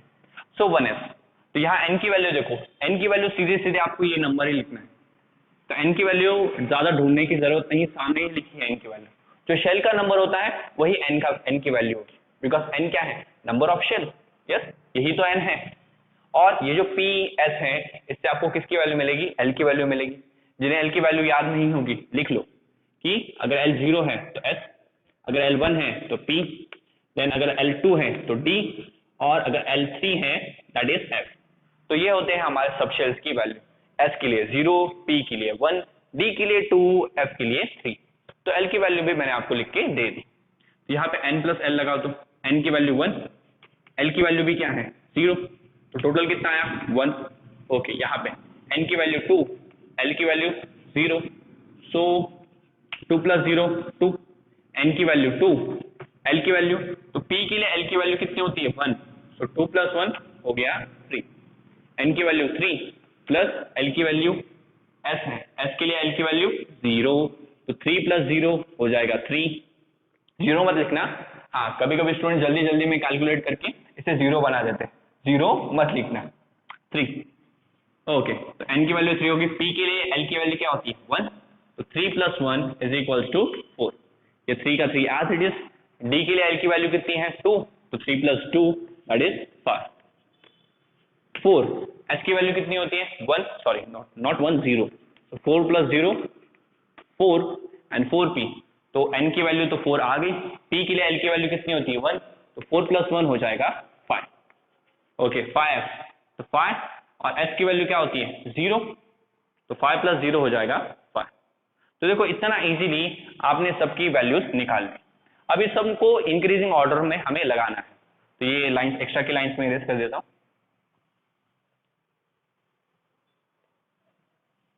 Okay, तो मुझे बताओ सबसे कम एनर्जी किसकी है, तो सबसे छोटी जो वैल्यू है वो यहाँ पे है दैट इज इसकी, तो सबसे लोएस्ट एनर्जी इसकी, तो 1s में सबसे पहले इलेक्ट्रॉन आएंगे, और 1s में कितने इलेक्ट्रॉन्स आ सकते हैं, तो अगर आपको याद हो s में सिर्फ एक ही ऑर्बिटल होता है, वो भी लिख लेता हूँ, 1 ऑर्बिटल, 3 ऑर्बिटल्स, 5 ऑर्बिटल्स, और यहाँ पे टोटल 7 ऑर्बिटल्स, 1 2 3 4 5 6 7, तो टोटल 7 ऑर्बिटल्स। तो s के पास सिर्फ एक ही ऑर्बिटल होता है, तो उसमें मैक्सिमम 2 ही इलेक्ट्रॉन्स आएंगे, तो पहले 2 इलेक्ट्रॉन इसमें एंटर करेंगे। जो नेक्स्ट इलेक्ट्रॉन है यानी जो थर्ड इलेक्ट्रॉन वो किस में जाएगा, तो इसके पास 2 आता है, तो इसमें एंटर करेंगे, तो इसमें भी कितने इलेक्ट्रॉन्स आ सकते हैं, तो ये भी s ही है, s में हमेशा 2 ही इलेक्ट्रॉन आएंगे, तो नेक्स्ट जो 2 इलेक्ट्रॉन्स है वो इसमें एंटर करेंगे। तो देखो पहले 2 इसमें एंटर किए, नेक्स्ट 2 इसमें एंटर किए, अभी जो 5th इलेक्ट्रॉन है वो कहाँ जाएगा, तो 5th इलेक्ट्रॉन जाएगा 3 में, 1 2 हो गया। अभी यहाँ पे 3 की प्रॉब्लम क्या है कि ये भी 3 है और ये भी 3 है, तो अभी क्या करें, मैंने क्या बताया था कि एनर्जी डिपेंड करती है n प्लस एल पे, but n plus L rule लगा के तो 2 सबशेल्स की जो वैल्यू है वो सेम आने लगी। इस केस में क्या करें, तो जब यहाँ पे राइट डाउन करो, when n plus l values are same, values are same, in that case energy depends on n। उस केस में एनर्जी किस पर डिपेंड करेगी, n पे डिपेंड करेगी। तो अगर किसी की n प्लस एल 1 नहीं है, सॉरी l है, तो अगर किसी के केस में, किसी सबशेल्स के केस में, ये सब के सब क्या है, they are the subshells, shells है क्या, नहीं, 4 3 ये शेल्स है, 3d subshells, 3p subshells. Okay, तो अगर n प्लस एल की वैल्यू कहीं कहीं सेम आने लगी, तो उस केस में जो एनर्जी है वो डायरेक्टली n पे ही डिपेंड करेगी, तो जिसके n की वैल्यू छोटी उसकी एनर्जी छोटी यानी स्मॉल। तो यहाँ पे देखो दोनों में से किसके n की वैल्यू स्मॉल है, 2p की, तो इसकी एनर्जी कम होगी, तो इसके बाद इलेक्ट्रॉन्स एंटर करेंगे 2p में। अभी p में कितने इलेक्ट्रॉन्स एंटर कर सकते हैं, तो कि p के पास 3 ऑर्बिटल है, हर एक ऑर्बिटल में 2 इलेक्ट्रॉन एंटर करेंगे, यानी p में इलेक्ट्रॉन एंटर कर सकते हैं टोटल 6 इलेक्ट्रॉन्स। इसके बाद इलेक्ट्रॉन्स किस में जाएंगे, इसमें, दैट इज 3s में। 3s में अगेन 2 इलेक्ट्रॉन्स एंटर करेंगे। इसके बाद जो इलेक्ट्रॉन्स हैं वो किस में एंटर करेंगे, तो वो एंटर करेंगे 4 में। अगर आप 4 देखें तो इसकी भी एनर्जी 4 है और इसकी भी एनर्जी 4 है। अब इलेक्ट्रॉन्स किस में जाएंगे, तो सिंपल है, जब n प्लस एल की वैल्यू सेम हो जाएगी तो n पे ध्यान दो, किसका n स्मॉल है, तो इसका n स्मॉल है, तो इसकी एनर्जी स्मॉल होगी, यानी फिर इलेक्ट्रॉन 3p में एंटर करेंगे, तो p है, यहाँ भी 6 इलेक्ट्रॉन एंटर हो सकते हैं। और इसके बाद इलेक्ट्रॉन्स एंटर कर रहे हैं 3d में नहीं 4s, तो इलेक्ट्रॉन्स किस में एंटर करते हैं, 4s में। और 4s के बाद इलेक्ट्रॉन्स किस में एंटर करेंगे, 5 में। यस, तो 5 के लिए देखो ये भी 5, ये भी 5, ये भी 5। अब इलेक्ट्रॉन्स कहाँ पे एंटर करेंगे, सिंपल है, जिसके n की वैल्यू स्मॉल इलेक्ट्रॉन वहां पे एंटर करेंगे। तो 3d के लिए n की वैल्यू सबसे छोटी, तो इलेक्ट्रॉन्स फिर 3d में एंटर करेगा, फिर 4p में एंटर करेगा एंड फिर 5s में एंटर करेगा। यस, तो अगर आप देखो यहाँ पे जो हमारी ऑर्डर है वो पहले बराबर चल रही थी, यानी 1s 2s 2p 3s 3p, but यहाँ पे ऑर्डर में थोड़ी सी गड़बड़ हो गई। 3p के बाद लगता था कि 3d आएगा। यस, ऑर्डर तो ऐसी होनी चाहिए, पहले शेल के सारे सब शेल, फिर दूसरे शेल के सारे सब शेल्स फिल होने चाहिए थे, फिर तीसरे शेल के सारे सब शेल्स, इस तरह जाना चाहिए था। बट यहाँ पे ऐसा हुआ है क्या है, 3p जैसे भर जाता है उसके बाद 4th शेल में इलेक्ट्रॉन एंटर करेगा, वो 3d में एंटर नहीं करता। क्यों, बिकॉज 4s की एनर्जी कम है, तो इलेक्ट्रॉन हमेशा लोअर एनर्जी वाले ऑर्बिटल या लोअर एनर्जी वाले शेल में जाना चाहिएगा, इसलिए वो पहले 4s को फिल करता है और फिर 3d को फिल करेगा। ये बात आपको याद रखनी है। अब ये सारे स्टूडेंट्स का यही प्रॉब्लम होगी कि सर ऑर्डर तो समझ में आ गई, रूल भी समझ में आ गया, प्रॉब्लम है इस ऑर्डर को याद कैसे करें। तो डोंट वरी, याद करने का भी एक सिंपल सी ट्रिक है, जस्ट इसका एक स्क्रीनशॉट निकाल लो, quickly take a screenshot. Yes, ये ट्रिक आपके बुक में भी दी गई है, मैं भी बता रहा हूं, और जनरली ऑफबॉस प्रिंसिपल को इसी तरह से याद किया जाता है, एक सिंपल सी ट्रिक है, तो उसके लिए इतना ही बोर्ड काफी है। ओके, तो सबसे पहले क्या करो, एक पेज पे लिख लो 1s, सॉरी जगह कम पड़ेगी। ओके, सो यहाँ पे राइट डाउन करो 1s, फिर राइट डाउन करो 2s 2p, then third shell में कितने सब शेल्स होते हैं, 3, तो 3s 3p 3d। ये भी एक रूल मैंने बताया है कि the number of shell is equals to number of sub shells, जितना शेल का नंबर होगा उतने ही सब शेल्स होंगे। शेल कितना है यहाँ पे 1, तो सब शेल भी कितने हैं 1, शेल का नंबर कितना है 2, तो number of sub shells 2, shell का नंबर 3, तो number of sub shells 3, shell का नंबर 4, तो नंबर ऑफ सब शेल्स 4, तो 4s 4p 4d and 4f। हाँ, इसी तरह से लिखना है, एक के नीचे एक, सब के सब एकदम प्रॉपर एक के नीचे एक आने चाहिए। Then 5s 5p 5d। अभी मेरे साथ राइट डाउन कर सकते हो 5f, then 6s 6p 6d, then 7s 7p। बाकी की जरूरत नहीं लगेगी इसलिए लिख नहीं रहा हूं, होते हैं बट जरूरत नहीं है अभी। तो सबसे पहले देखो इलेक्ट्रॉन 1s में एंटर करेंगे, यस, देन इलेक्ट्रॉन एंटर करेंगे 2s में, फिर इस एरो से वापस से पीछे जाओ, इलेक्ट्रॉन्स फिर एंटर करेंगे 2p में और फिर 3s में, एरो खत्म, वापस से पीछे जाओ, फिर इलेक्ट्रॉन एंटर करेंगे 3p और 4s में, एरो खत्म, वापस से पीछे जाओ, फिर इलेक्ट्रॉन एंटर करेंगे 3d में, 3d के बाद 4p में और 4p के बाद 5s में, एरो खत्म, वापस से पीछे जाओ, फिर 5s के बाद इलेक्ट्रॉन एंटर करते हैं 4d में, देन 5p में और फिर 6s में। तो इस तरह से ये ऑर्डर आपको याद रखना है। जैसे डायग्राम आपको ठीक से बनाने आनी चाहिए। उसके लिए क्या करना है कि जो सारे सबशेल्स हैं एक के नीचे एक प्रॉपरली लिखो। अगर इन्हें एक के नीचे एक प्रॉपरली लिखोगे तो ये जो सारे आपके एरोज है ना वो भी ठीक से बनेंगे, और से आप इजीली बता पाओगे कि 1s के बाद इलेक्ट्रॉन किस में जाएगा, तो 2s में, 2s के बाद 2s के बाद ये नहीं लेना है, एरो यहां से पीछे जाता है, एरो यहां से पीछे जाएगा, ये पीछे जाएगा, ये ऐसा पीछे जाएगा। तो ये याद रखना कि एरो खत्म हुआ तो वापस से पीछे से शुरुआत करनी है। तो 2s के बाद एरो खत्म हो गया, पीछे जाओ 2p में, फिर 3s में, एरो खत्म हो गया, पीछे जाओ 3p 4s में, एरो खत्म हो गया, पीछे जाओ 3d 4p 5s में। तो इस तरह से आप ऑफबॉस प्रिंसिपल को याद कर सकते हैं। तो डायग्राम थोड़ी सी गंदी हो गई, वीडियो को रिवाइंड कर दो, डायग्राम आपको अच्छी मिल जाएगी।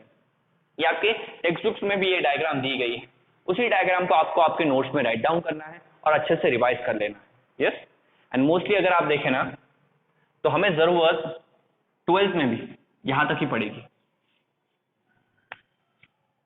4s तक, यानी 3D को फिल करके 4s तक जो इलेक्ट्रॉनिक कॉन्फ़िगरेशन है उतनी आपको आनी चाहिए, ये ऑर्डर आपको लर्न होनी चाहिए, ज्यादातर जरूरत इसकी ही पड़ती है। इसके बाद वाली ऑर्डर भी इंपॉर्टेंट है, बट काफी रेयरली इस पे क्वेश्चंस पूछे जाते हैं। बट याद रखो, मैंने बोला इंपॉर्टेंट है, क्वेश्चन कम पूछे जाते हैं, यूज कम है, बट इंपॉर्टेंट है। ये तो आपको आना ही चाहिए, इसमें नो ऑप्शन, इसे आप छोड़ ही नहीं सकते। यस, इसमें ये रेयरली क्वेश्चन पूछे जाते हैं, बट इसे भी याद कर लो। तो ऑफबॉस प्रिंसिपल आपको समझ में आ गया। ये किसके बारे में बताता है, इलेक्ट्रॉन कैसे फिल होंगे, किस सबशेल में इलेक्ट्रॉन पहले जाएगा और किस सबशेल में इलेक्ट्रॉन बाद में जाएगा। तो इलेक्ट्रॉन की फिलिंग दो ही चीज पर डिपेंड करती थी, फर्स्ट की energy of orbital, and electron हमेशा उस ऑर्बिटल में एंटर करेगा जिस ऑर्बिटल के पास लोअर एनर्जी है। लोअर एनर्जी के लिए कौन सा रूल यूज किया, N+L रूल। हाँ, ये भी क्वेश्चन एमसीक्यूज के लिए पूछा जाता है, किसकी एनर्जी ज्यादा है। यस, हाँ, एनर्जी ज्यादा है ना, तो वहां पे वो चारों क्वांटम नंबर्स की वैल्यू दे देंगे और स्टूडेंट्स कंफ्यूज होने लगते हैं। एनर्जी देखते वक्त सिर्फ एन और एल की वैल्यू देखनी, एग्जाम में कंफ्यूज करने के लिए चारों क्वांटम नंबर्स की वैल्यू दी जाएगी। फोकस किस पे करना है, एन और एल पे। इन दोनों को ऐड करो और आपको पता चल जाएगा किसकी एनर्जी ज्यादा है, किसकी एनर्जी कम है। जिसके N+L की वैल्यू ज्यादा उसकी एनर्जी ज्यादा, जिसके N+L की वैल्यू कम उसकी एनर्जी कम। तो इतना नोट डाउन कीजिए, हो गया। Now we will see the last rule, that is the Hund's rule. और हंट्स रूल को सीखने से पहले कुछ इलेक्ट्रॉनिक कॉन्फ़िगरेशन भी देख लेते हैं और उसी के साथ हंट्स रूल को भी सीख लेंगे।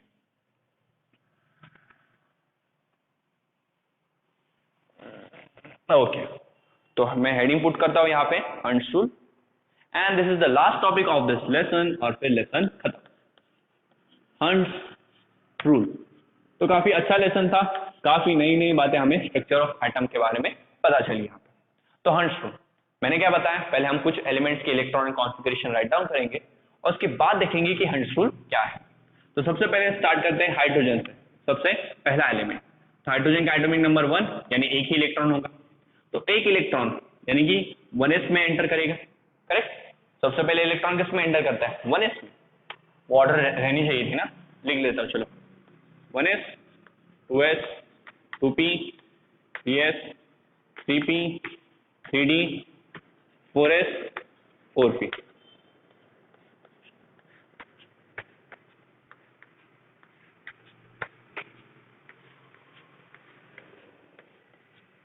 डायग्राम अगर गंदी बनी है तो सॉरी।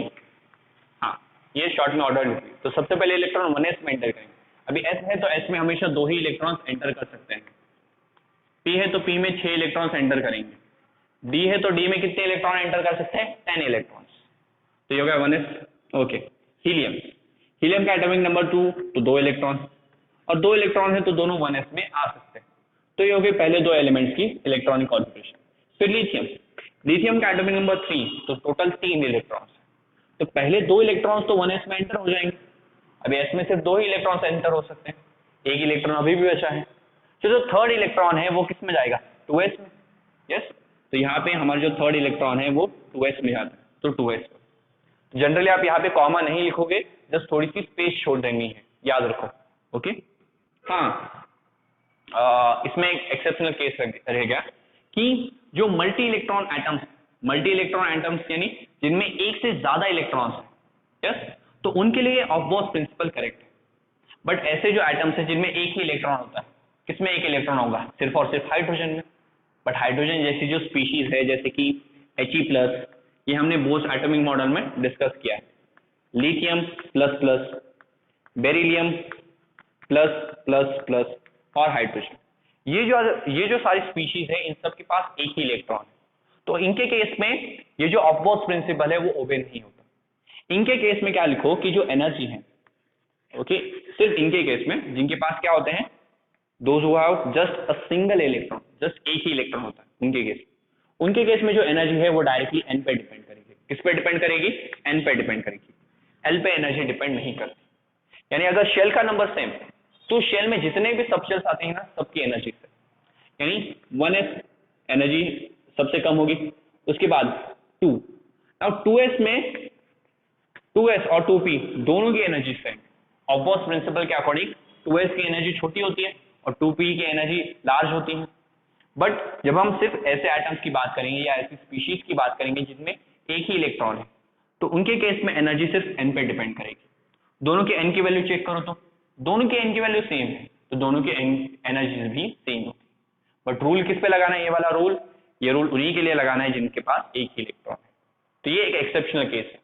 बाकी हाइड्रोजन को छोड़ के और इन सब को छोड़ के जितने भी आपके पास एलिमेंट्स हैं, ओके, बाकी पूरा पीरियोडिक टेबल या सारे एलिमेंट्स इसी ऑब्बोस रूल को फॉलो करते हैं। ओके, लिथियम हो गया। अभी बेरिलियम, बेरिलियम का एटॉमिक नंबर 4, तो सिंपल है, 2 इलेक्ट्रॉन 1s2 में जाएंगे और बाकी 2 इलेक्ट्रॉन 2s में जाएंगे। यस, तो इसके पास भी 2 इलेक्ट्रॉन आ गए, इसके पास भी 2 इलेक्ट्रॉन आ गए, ये फिल हो गया। अभी जो नेक्स्ट इलेक्ट्रॉन है वो जाएगा नेक्स्ट शेल में। अभी क्या होना आता है? बोरॉन, तो बोरॉन का एटॉमिक नंबर 5, तो हम इसे ऐसा लिख सकते हैं 1s2 2s2, तो 4 इलेक्ट्रॉन्स तो हो गए, बट बोरॉन के पास 5 इलेक्ट्रॉन है। यस, उसका एटॉमिक नंबर 5 है, यानी नंबर ऑफ इलेक्ट्रॉन्स कितने होंगे? 5।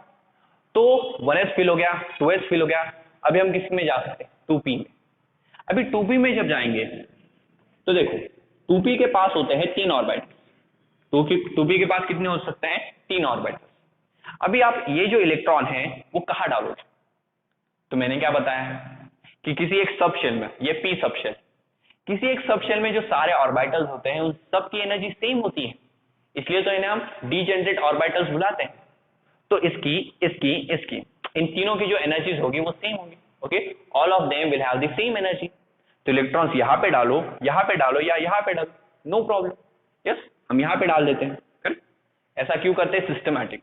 यस, चीजें अच्छी भी दिखनी चाहिए, सिस्टमैटिक वे से सब होना चाहिए, इसलिए जनरली पहले इसमें इलेक्ट्रॉन डालना चाहिए, बाकी कोई कंपल्शन नहीं। सबकी एनर्जी सेम है तो आप कहीं भी डाल सकते हैं। ओके, इसके बाद तो यहाँ पे 1 हो जाएगा ना। इसके बाद हम थोड़ी से इसकी बात करते हैं, जैसे सपोज बोरॉन के बाद ऑक्सीजन की बात करते हैं। चलो, ऑक्सीजन के केस में आप कैसे लिखोगे? बिकॉज ऑक्सीजन के केस में अभी हमारा मेन हंट्स रूल डिस्कस होगा। तो ऑक्सीजन के पास 8 इलेक्ट्रॉन, पहले इलेक्ट्रॉन 1s2 में एंटर करेंगे, उसके बाद इलेक्ट्रॉन एंटर करेंगे 2s2 में, तो 4 इलेक्ट्रॉन हो गए। यस, 8 में से 4 इलेक्ट्रॉन हो गए। जो रिमेनिंग 4 इलेक्ट्रॉन है वो एंटर करेंगे 2p में, तो 2p में 4 इलेक्ट्रॉन एंटर करेंगे। यस, 2p के पास टोटल 6 इलेक्ट्रॉन्स एंटर हो सकते हैं, हमारे पास कितने थे? सिर्फ 4, तो हमने वो 4 इसमें डाल दिए। अभी मुझे बताओ, जब 2p को आप फिल करोगे, 2p को जब आप फिल करोगे तो कैसे फिल करोगे? ये पहला इलेक्ट्रॉन, ये दूसरा electron, third electron, fourth electron, ऐसे फिल करोगे या कैसे? तो देखो हंट्स रूल यही बताता है कि यहाँ पे इन्हें हम बुलाते हैं पेयर्स। यस, 2-2 इलेक्ट्रॉन है तो पेयर्स हो गए। तो इलेक्ट्रॉन की पेयरिंग कैसे होगी ये यहाँ पे डिस्कस किया जाता है in the Hund's rule. Hunts rule क्या कहता है कि किसी एक ऑर्बिटल में, किसी एक शेल में, सॉरी किसी एक सब शेल में, दिस इज अ सब शेल, 2p एक सब शेल है, तो किसी एक सब शेल में इलेक्ट्रॉन्स की पेयरिंग तब तक स्टार्ट नहीं होगी। किसी एक सब शेल में, ये पूरा एक सब शेल है, किसी एक सब शेल 2p में या किसी भी सब शेल में इलेक्ट्रॉन्स की पेयरिंग तब तक स्टार्ट नहीं होगी जब तक हर एक ऑर्बिटल के पास एक इलेक्ट्रॉन नहीं आ जाता।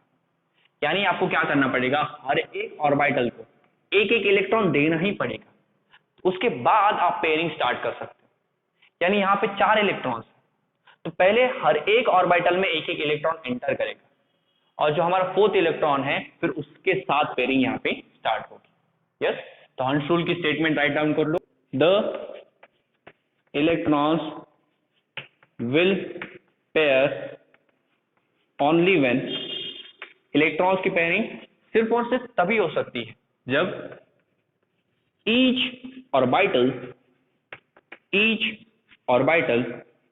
of a subshell, each orbital of a subshell have one electron with parallel spin, have one electron with parallel spin.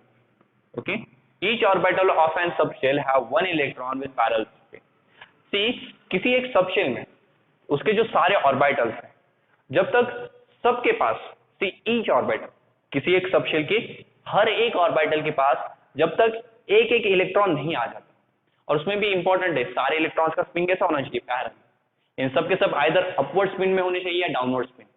एक को अपवर्ड रखो, एक को डाउनवर्ड रखो, ऐसा करोगे तो नहीं चलेगा। सबके सब कैसे होने चाहिए, पैरेलल होने चाहिए। और जरूरी नहीं पैरेलल हमेशा अपवर्ड डायरेक्शन में, नीचे रखने तो भी रख सकते हो। अभी भी देखो हर एक ऑर्बिटल में एक ही इलेक्ट्रॉन है और सबका स्पिन कैसा है, पैरेलल बट डाउनवर्ड, तो ये भी ओके। तो या तो ऊपर रखो या फिर नीचे रखो, आपकी मर्जी। तो this is the Hund's rule कि इलेक्ट्रॉन की पेयरिंग तब तक हम स्टार्ट नहीं कर सकते जब तक किसी सबशेल के सारे ऑर्बिटल में एक एक इलेक्ट्रॉन नहीं आ जाता, और सारे इलेक्ट्रॉन्स का स्पिन कैसा होना चाहिए, पैरेलल होना चाहिए।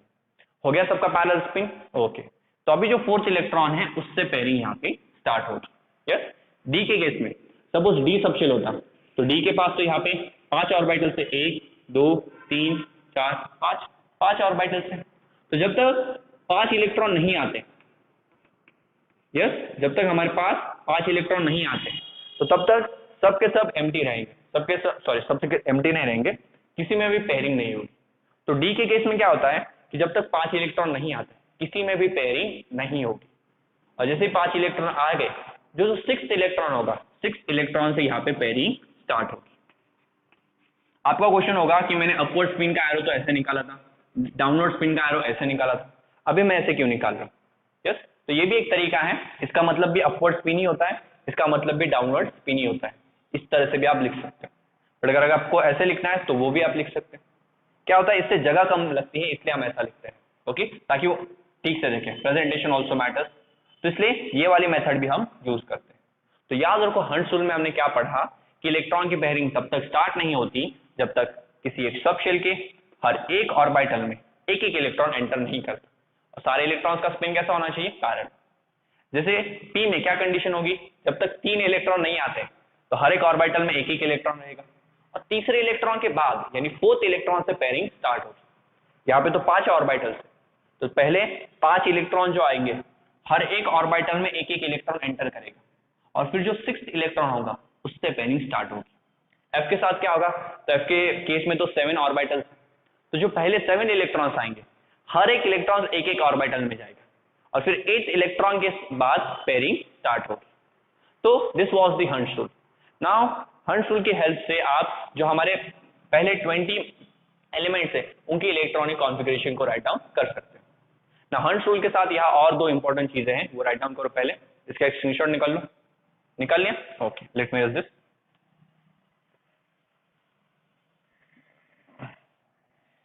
ये भी रिस्क करता चलो।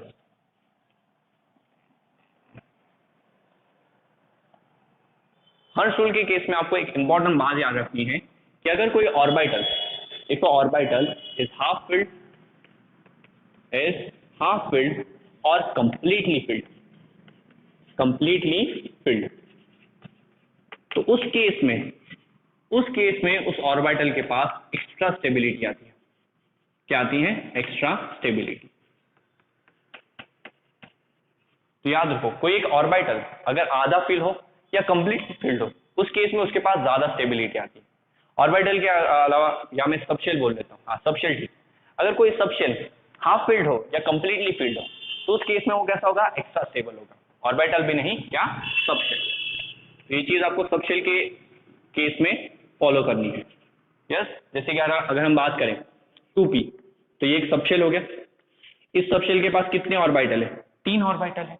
यस, अगर तीनों में एक एक इलेक्ट्रॉन हुआ है, p में आ सकते हैं टोटल 6 इलेक्ट्रॉन। अभी कितने इलेक्ट्रॉन है इसके पास, 3 इलेक्ट्रॉन, तो हाफ फील्ड। तो हाफ फील्ड की वजह से ये ज्यादा स्टेबल होगा, ओके, ये क्या होगा, ज्यादा स्टेबल होगा। अगर ये फुल फील्ड भी है यानी इसके पास 6 इलेक्ट्रॉन है, तभी एक फुल फील्ड है यानी कंप्लीटली फील्ड, इस केस में भी ये ज्यादा स्टेबल है। तो इन्हीं 2 केसेस में ऑर्बिटल्स के पास एक्स्ट्रा स्टेबिलिटी आ जाती है, ओके। ये बातें आपको याद रखनी है, बिकॉज ये जो पॉइंट है आगे कई सारे एटम्स से रिलेटेड इफेक्ट्स आपको सीखने हैं कि एटम किस तरह से रिएक्शन क्यों करता है। यस, ये एटम्स में चीजें क्यों होती है, तो उसके लिए आपको इलेक्ट्रॉनिक कॉन्फ़िगरेशन सीखनी पड़ेगी। हाँ, स्टूडेंट्स का ये भी क्वेश्चन होता है, सर ये इलेक्ट्रॉनिक कॉन्फ़िगरेशन क्यों सीखनी पड़ती है, इतना क्या इंपॉर्टेंस है इसका। सी, ये जो पूरा एटम है ना, या एटम की जितनी भी प्रॉपर्टी है ना, वो इलेक्ट्रॉनिक कॉन्फ़िगरेशन ही डिसाइड करता है। एटम जब भी रिएक्ट करेगा तो रिएक्शन किसकी मदद से करता है, इलेक्ट्रॉन्स की मदद से। या जब भी रिएक्शन होता है आइदर इलेक्ट्रॉन्स गेन होते हैं, लूज होते हैं या शेयर होते हैं। तो रिएक्शन होते वक्त इलेक्ट्रॉन्स की ही बात चल रही है। तो जब तक इलेक्ट्रॉन कॉन्फ़िगरेशन को नहीं समझोगे तो कैसे समझेगा रिएक्शन किस तरह से हो रहा है। तो जो सारे इलेक्ट्रॉन्स है ना, यही गवर्न करते हैं कि केमिकल रिएक्शन किस तरह से होता है। आगे जाके तो आपको एटम्स के कई नए नए इफेक्ट्स हैं, वो इफेक्ट्स भी स्टडी करने हैं। तो उन इफेक्ट्स को भी यही इलेक्ट्रॉनिक कॉन्फ़िगरेशन डिसाइड करती है। और हमारा जो नेक्स्ट लेसन हम सीखने वाले हैं that is modern periodic table. वहां पे मैं आपको बताऊंगा पीरियोडिक टेबल में किस तरह से एलिमेंट्स की जो प्रॉपर्टीज है वो चेंज होती है, और एलिमेंट्स की प्रॉपर्टीज में जो चेंज आ रहा है ना, वो भी इलेक्ट्रॉनिक कॉन्फ़िगरेशन की वजह से आता है। दैट्स व्हाई इलेक्ट्रॉनिक कॉन्फ़िगरेशन को सीखना इंपॉर्टेंट है, ऐसे ही मत छोड़ो इसे। ओके, तो ये बात आपको समझ में आ गई कि अगर कोई सब शेल हाफ फिल्ड है या कंप्लीटली फिल्ड तो उसके पास एक्स्ट्रा स्टेबिलिटी है। ऑर्बिटल क्यों नहीं बोल रहा, ऑर्बिटल की वजह से आप ये समझने लगोगे ये। ओके, कभी कभी बोला जाता है ऑर्बिटल, बट वो उसका मीनिंग होता है ये पूरा। ओके, तो याद रखो एक सब शेल अगर हाफ फिल्ड है या कंप्लीटली फिल्ड है तो उसके पास एक्स्ट्रा स्टेबिलिटी। और इस पे जो मेन क्वेश्चन पूछा जाता है वो होती है the electronic configuration of chromium and the electronic configuration of copper.